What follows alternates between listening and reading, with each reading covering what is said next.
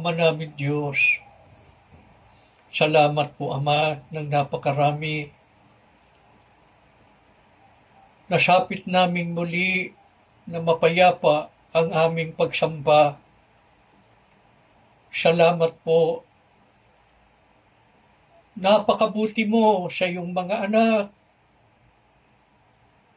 Lumipas ang halos 1 linggo sa buhay namin. Laganap ang kapahamakan, mga kalamidad, digmaan at katampalasanan. Iba't ibang mga karamdamang kumakalat. Salamat po. Hindi mo itinulot na kami ay madamay at mapahamak. Iningatan mo kami't iniligtas. Narito kaming muli na magkakapatid. Nakaharap kaming muli sa iyo. Sa ganito naming pagtitipon, para ikaw ay muli naming sambahin. Luwalhatiin ang iyong banal na pangalan. Salamat po, Ama, sa kabila ng mabigat na pinagdaraanan ng maraming mga anak mo. Hindi mo itinulot sino man sa amin ay panawan ng pag-asa, kundi patuloy mo kaming inaalalayan at pinalalakas. Kaya nakapagpapatuloy kami sa aming mga paglilingkod sa iyo. Namamalagi ang alab ng pananalig. Hinahanap ang ganitong mga pagsamba. Salamat, Ama, muli ka naming nasumpungan. Sa aming mga pagsambay, nakakapiling ka namin. Nararanasan ang iyong banal na espiritu. Tanggapin mo sana kaming lahat na magkakapatid. Tanggapin mo po ang aming mga pagsamba. Maawa ka po. Paging dapatin ang pagluwalhati namin sa iyo. Panginoong Yesus, ipamagitan mo po kami sa Ama. Patuloy mo kaming alalayan. Patuloy mo kaming taging dapatin. Sa aming pagsamba, maawa ka po. Tanggapin mo ang bawat isa sa amin. Pangunahan mo kami. Maawa ka po, lingapin mo uli ang aming pagsamba. Muling palakasin ang iyong mga hinira. Kahabagan mo po na ang pagsamba namin ito ay lalong magpatatag ng aming pananampalataya. Ama, muli kaming mag-aaral ng iyong mga salita. Sasariwaing muli sa amin ang leksyong inihanay pa ng kapatid na Eranio Manalo noong sila'y nabubuhay pa. Para patuloy na magsilbing gabay namin at tanglaw sa aming paglalakbay. Payagan mo naman kami ay lalong maging mananampalataya. Ibinubuhay ang iyong mga araw. Mamalagi kaming nakaugnay sa diwat layunin ng pagsusugo mo po sa mga huling araw. Inihiling po namin ang lahat sa pangalan po ng aming Panginoong Hesukristo. Amen. Mga mahal na kapatid, sinasampalatayan po nating lubos ang katotohanang itinuturo ng Biblia na ang Israel ang unang bayan ng Diyos. Ang kanilang kahalalan ay nakaugnay sa tipan ng Diyos kay Abraham na kanyang pinagtibay kay Isaac at pagkatapos ay kay Jacob na siyang tinawag na Israel. Ang tipang yaon ay ang karapatan sa paglilingkod sa Diyos. Noong sinira ng Israel ang tipan, ang mga kay Kristo o ang mga kaanib sa Iglesia ni Kristo, na ayon sa Galatia 3:29 ay binhiri ni Abraham sa pangako. Sila ang hinirang ng Diyos upang magbigay luwalhati sa Kanya. Sa makatwid, ang Israel at ang unang Iglesia ni Kristo ay meron pong iisang saligan ng karapatan sa paglilingkod sa Diyos. Alin po yun? Ang tipang walang hanggan ng Diyos kay Abraham. Bakit po ang Iglesia ni Kristo sa mga huling araw na ito, na ating kinabibilangan, ay may karapatan na maglingkod sa Diyos? sapagkat ang Iglesia ni Kristo sa mga huling araw, tulad po ng Israel at ng unang Iglesia ni Kristo, ay binhi rin ni Abraham. Ano po ang katunayan? Noon pa ay ipinahayag na ito ng Diyos sa pamamagitan ni Propeta Isaias. Ang sabi ng Diyos sa kanyang hula sa Isaias 41:8-9, ikaw, Israel, lingkod ko.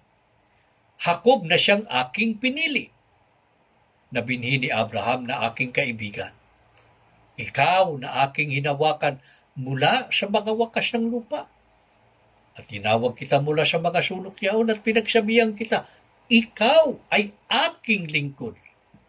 Aking pinili ka at hindi kita itinakwil. Ang tinutukoy po ba rito ng Diyos ay ang Jacob sa laman? Na anak ni Isaac, na anak ni Abraham? Hindi. Sapagkat malaon ng patay ang Jacob sa laman nang ipahayag ng Diyos ang hulang ito. Sino po kung gayon? Ang Israel at Jacob sa Isaias 41:8-9. Nilinaw ng Diyos sa talatang 9, ang sabi niya, ikaw na aking hinawakan mula sa mga wakas ng lupa. May binabanggit ang Diyos. Naghawak niya mula sa mga wakas ng lupa. Sa marami na nating pag-aaral, ang mga wakas ng lupa ay tumutukoy sa panahong malapit na ang wakas ng sanlibutan o ang araw ng paghuhukom. Kailan po ito nagsimula? Kaalinsabay ng pagsiklap ng unang digmaang pansanlibutan noong Hulyo 27, 1914. Ano itinakda ng Diyos sa panahong ito? Ang pagtawag sa magsisimula ng susunod na henerasyon ng mga tao ng Diyos na maglilingkod sa Kanya. Ang sabi ng Diyos, tinawag kita mula sa mga sulok niyaon at pinagsabihan kita, ikaw ay aking lingkod. Pansinin niyo, mga kapatid, ang Diyos mismo ang nagpahayag, ikaw ay aking lingkod, aking pinili ka. May kahalalan, hinirang ng Diyos. Hindi natin pinag-aalinlanganan ang pinatutunayan ng Biblia. Ang katuparan ng hulang ito na si kapatid na Felix Y. Manalo. Siya po ang nagsimulang mangaral ng mga salita ng Diyos sa panahong mga wakas ng lupa o sa mga huling araw na ito. Yan ang ating panahon. Paano po siya ipinakilala ng Diyos sa kanyang hula? Ang sabi ng Diyos, ikaw Israel, lingkod ko, Jacob na siyang aking pinili na binhi ni Abraham. Tinawag din siya ng Diyos na Israel at Jacob. Sa makatwid, mga kapatid, maliwanag po na siya'y binhi din ni Abraham sa pangako. Kaya ang saligan ng kanyang karapatan sa paglilingkod sa Diyos ay ang tipan ng Diyos kay Abraham, tulad ng Israel at Iglesia ni Kristo noong unang siglo. Ano po ang katibayan na ang karapatan sa paglilingkod sa Diyos na ibinigay sa sugo ay nakaugnay sa walang hanggang tipang ipinagkaloob kay Abraham? Isaias 41:10, sinabi mismo ng Diyos, huwag kang matakot sapagkat ako'y sumasa iyo.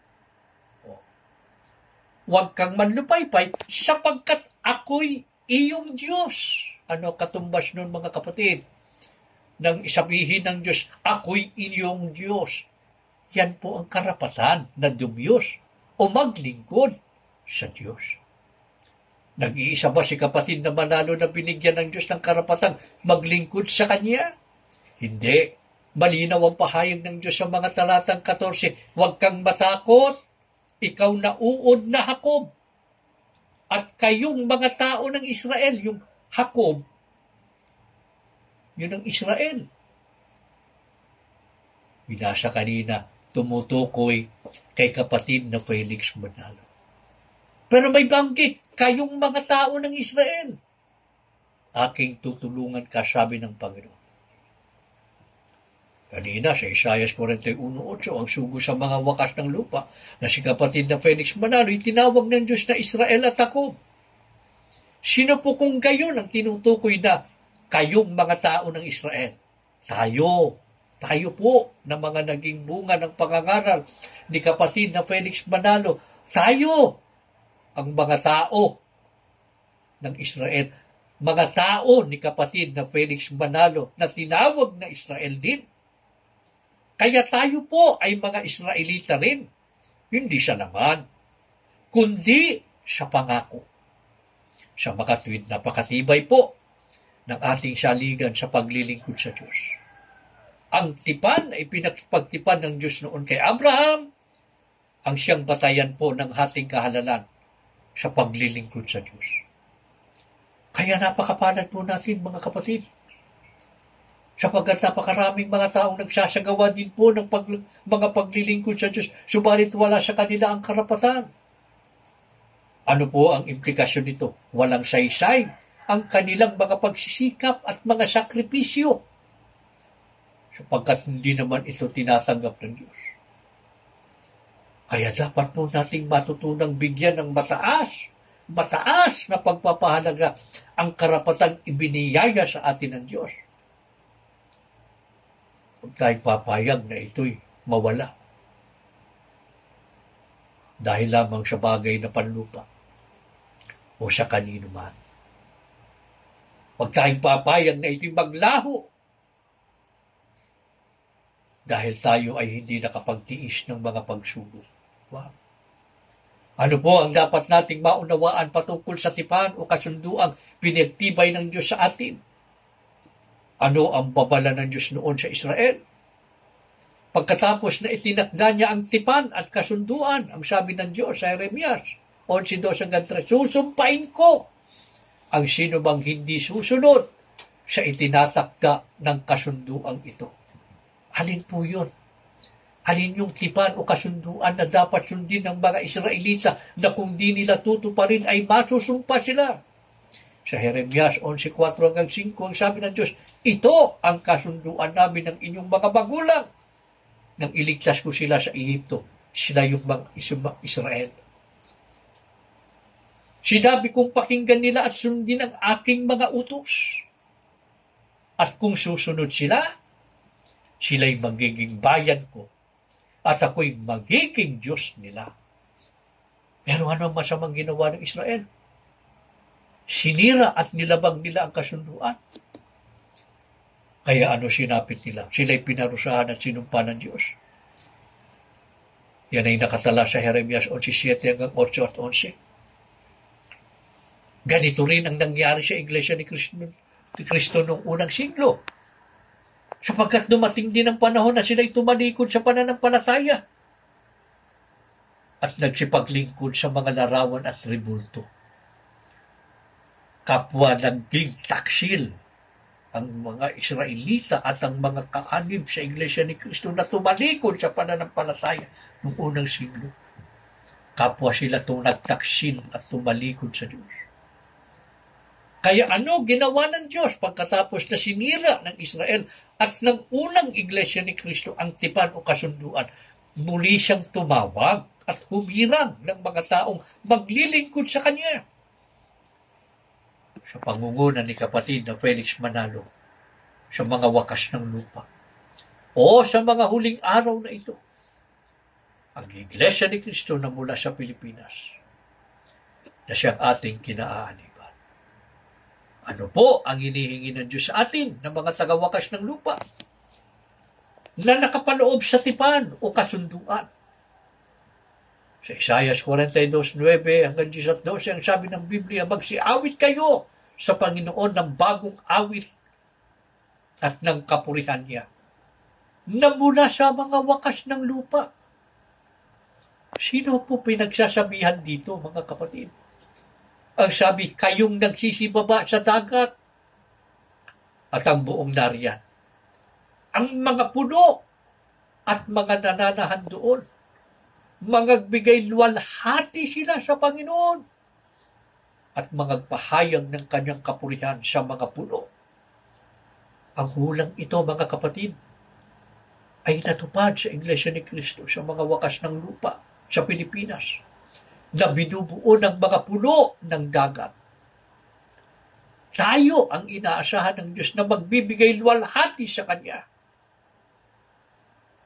Tayo ang pinagsasabihan ng Diyos, kayong nagsisibaba sa dagat at ang buong naniyaan. Ang mga pulo at mga nananahan doon, magagbigay luwalhati sila sa Panginoon. Tayo yan. Ito ang tipan at kasunduan natin sa Diyos. Na dapat nating isakatuparan sa ating buhay. Ang magbigay luwalhati sa Kanya. Ipahayag ang kapurihan niya. Ano po masamang ibubunga kapag hindi natin isinakatuparan ang kasunduang ito? Ano rin ang babala ng Diyos sa mga hindi nagbibigay luwalhati sa Kanya? Sa Malakias 2:2, ang sabi ng Diyos, kung hindi ninyo ilalagak sa inyong puso upang bigyang kalwalhatian ang aking pangalan, sabi ng Panginoon ng mga hukbo, magpapasapit nga ako ng sumpa sa inyo at aking susumpain ang inyong kapalaran. Mga kapatid, sinumpa na po ng Diyos ang Israel at ang unang iglesia ni Kristo dahil sa kanilang pagtalikod sa tipang ibinigay ng Diyos sa kanila. Sa halip ay nagsipaglingkod sa ibang mga Diyos o sa mga Diyos-Diyusa. Ang mga tao ng sanlibutan man ay sinumpa rin ng Diyos dahil din sa ang binigyan nila ng parangal ay ang mga nilalang sa halip na ang Diyos na lumalang. Kaya ngayon sa panahong ito, sa mga huling araw, huwag po nating bibiguin ang Diyos. Sapagkat tayo ang inaasahan niyang maglilingkod sa Kanya at magbibigay kapurihan. Huwag po nating pababayaan kailanman ang mga pagsamba, mga kapatid. Habang lumulubha ang mga suliranin sa buhay ng tao, lalo naman nating pagtalagahan ang mga pagpupuri sa Diyos sa ating mga pagkakatipon. Bumigat man ang mga pagsubok at kahit palalong humigpit ang pag-uusig, ay hindi natin iiwan ang mga pagsamba. Yan sana ang lagi nating ipangako sa Diyos. Pagka tayo nananalangin, lalo na pagka tayo nagsasagawa ng pansariling panata, lagi nating isama sa pagpapahayag ng pangako sa Diyos na kailanman ay hindi tayo susuko sa paglilingkod sa Kanya, anuman ang ating maranasan, ay hindi natin ititigil ang pagsamba sa Kanya. Di ko po kailanman pababayaan ang pagsamba. Baka sabihin niya ng kapatid, pero ang pagsamba lamang bang dapat nating laging tinutupad? Ano pa ang tagubilin ng Diyos upang hindi tayo madamay sa Kanyang sumpa sa daigdig? Sa Efeso 5:15 hanggang 16, ang sabi ng Biblia, kaya't mag-ingat kayo kung paano kayo namumuhay. Mamuhay kayong tulad ng matatalino at di tulad ng mga mangbang. Paano po ang pamumuhay na matalino? Ang sabi, gamitin ninyo ng lubusan para sa mabuti. Para sa mabuti ang bawat pagkakataon. Pansinin niyo mga kapatid, gamitin ninyo ng lubusan para sa mabuti, para sa paggawa ng mabuti, ang bawat pagkakataon. Sapagkat puno ng kasamaan ang kasalukuyang panahon. Kaya mga kapatid, lagi tayong mapuspos ng mabubuting gawa. Mabuhay po tayo na nakasalig sa mga kautusan ng Diyos. Patuloy tayong magmahalan at magdamayan lalo na at malapit na ang araw ng paghuhukom. Mag-alalayan tayo para sama-sama tayong lahat makarating sa kaligtasan. Tulungan natin ang mga kapatid na kapuspalan, lalo na ang mga naging biktima ng pang-api. Maging mabuting ehemplo po tayo bilang mga tunay na Kristiyano sa harap ng maraming mga tao sa sanlibutan. Paano natin dapat isagawa ang pagsamba? Sa Efeso 5:19 hanggang 20, ang sabi ng Biblia, gumamit kayo ng mga salmo, mga himno. Ano yan? Mga awiting espiritual Buong puso kayong umawit at magpuri sa Panginoon. Lagi kayong magpasalamat sa Diyos. Kaya mga kapatid, sumama tayo sa lahat ng mga palatuntunan ng ating pagsamba. Magkaroon tayo ng partisipasyon sa mga pag-awit. At kapag tayo umaawit, buong puso tayong umawit at magpuri sa Diyos. Dapat meron tayong panalangin. At sa ating mga pananalangin, lagi tayong magpasalamat sa Diyos. Ipahayag natin ang lahat ng mga dakilang ginawa ng Diyos para sa ating kabutihan. Mga kapatid, ano po pangako ng Diyos sa mga binigyan niya ng karapatang maglingkod sa Kanya? At tinupad ang tipan o kasunduan. Naging masunurin sa Diyos. Sa Levitico 26, ang sabi ng Diyos, kung susundin ninyo ang aking mga tuntunin at tutuparin ang aking mga utos. Una, ang sabi niya, maninirahan ako sa kalagitnaan ninyo at hindi ko kayo pababayaan. Isipin ninyo mga kapatid, kung gaano po kadakila ang biyayang ito. Sa ating mga pagsamba, lagi tayong nagmamakaawa sa Diyos na makasama natin siya. Pero hindi lamang sa panahon ng mga pagsamba, tutuparin ito ng Diyos. Sapagkat ang sabi niya, maninirahan ako sa kalagitnaan ninyo. Siya ang magiging kasama natin sa buhay na ito. Hindi lamang yan, ang sabi pa ng Diyos, hindi ko kayo pababayaan. Ako'y inyong kasama. Saan man kayo magpunta, ako ang magiging Diyos ninyo. Mga kapatid, para sa atin yan. Napakapanganib ng mundo. Araw-araw, nababalitaan natin ang maraming mga taong nangapapahamak. Dahil sa malalakas na mga kalamidad, bagyo, pagbaha, pagputok ng bulkan. Iba't ibang mga kasakunaan. Mga taong nangamamatay sa mga digmaan at karahasan at katampanasanan. At iba't ibang mga karamdaman at salot. Ang buhay ng tao ay walang kapayapaan. Pero tayo bilang mga tao ng Diyos sa mga huling araw, bilang bayan niya, pagka tinupad natin ang tipan at kasunduan natin sa Diyos. Kapag sinunod natin siya, ang sabi ng Diyos, maninirahan ako sa kalagitnaan ninyo. Hindi ko kayo pababayaan. Ako'y inyong kasama. Saan man kayo magpunta, ako ang magiging Diyos ninyo. Dumating na ang dumating, mga kapatid. Nangyari na ang dapat mangyari. Pero tayo ay magiging payapa at panatag sa piling ng Diyos. Kailan? Kung isinasakatuparan po natin ang ating kasunduan sa Diyos. Kung nakatalaga tayong lagi sa mga pagsamba sa Diyos at namumuhay ng malinis at matuwid.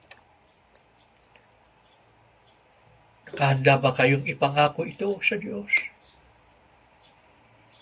Kung kayo nakahanda, mga kapatid, binibigay namin sa inyo ang maikling sandali at pagkakataon para kayo mismo ang lumapit sa Ama. At bago ninyo ihabilin ang inyong buhay, ipangako natin sama-sama sa Diyos. Tutuparin natin ang tipan at kasunduan bilang mga tao niya sa mga huling araw. Na kahit ano ang mangyari ay hindi natin pababayaan ang paglilingkod sa Kanya. Kahit pa magdanas tayo ng maraming paghihirap at kapigatian, ay hindi natin ititigil ang pagsamba. At kahit mahirap lang ang marami sa atin, ay patuloy tayong mabubuhay ng malinis at matuwid sa Kanyang harapan.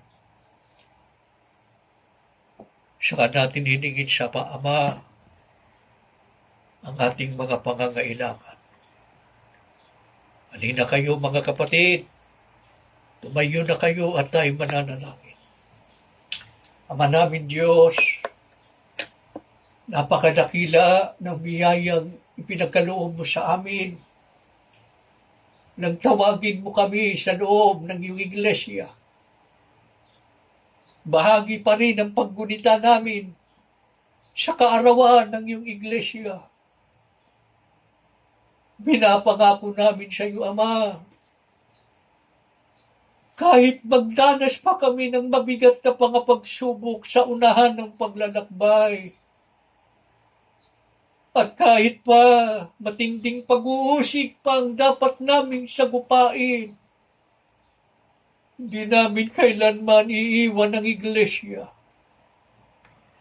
Hindi namin papayagang ipagpalit ang kahalalang ito kanino man at sa anumang bagay o sa anumang mabigat na sitwasyon ng buhay.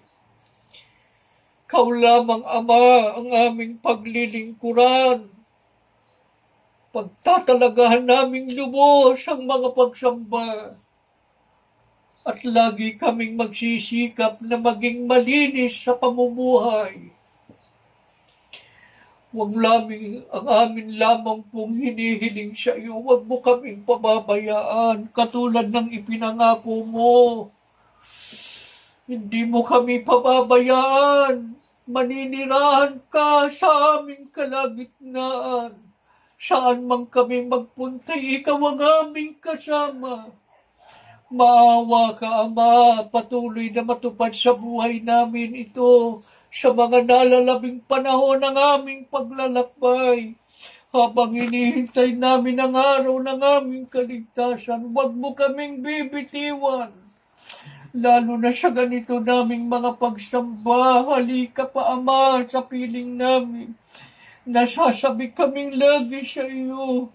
Nakikita mo naman ang aming mga pinagdaraanan. Ama, maawa ka po. Lingapin mo kaming magkakapatid.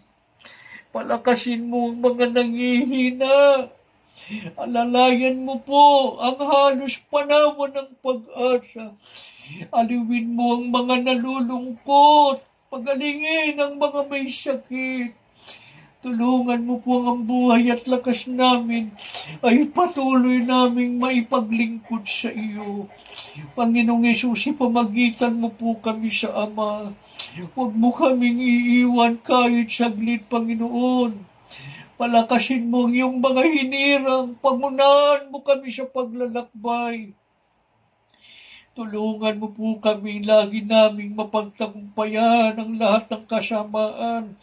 Makapanatili po kami sa pagsunod sa tipan at kasunduan ng Ama na kanyang itinakda para sa amin upang patuloy namang matupad sa buhay namin ang mga pagpapala. Panginoong Yesus, sa iyong pagbabalik, huwag mo kaming lilimutin.